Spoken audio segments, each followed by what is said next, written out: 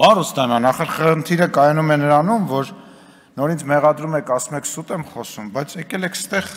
սուտ եք խոսում։ Դուք եղել եք քննարկմանը եւ ասում եք, որ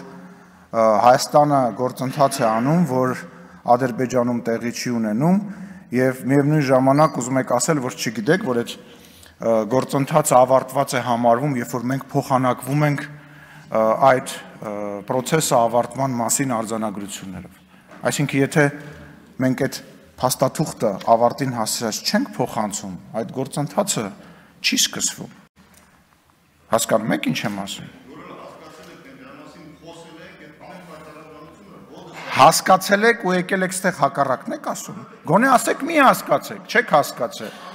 Ես հասկանում եմ, դուք ուզում եք, որ Հայաստանը սահման չունենա, Հայաստանը պետականություն չունենա, կախված լինի որևիցե բանից։ Շրջաբերական եք պտտեցնում, որը որ թույլ չի տալու Հայաստանի Հանրապետությանը, որպեսզի թույլ չտաք Հայաստանի Հանրապետությանը, որ Հայաստանի Հանրապետությունը սահման ունենա եւ դեմագոգիայով զբաղվում եք դուք։ Դեմագոգիայով զբաղվում եք դուք։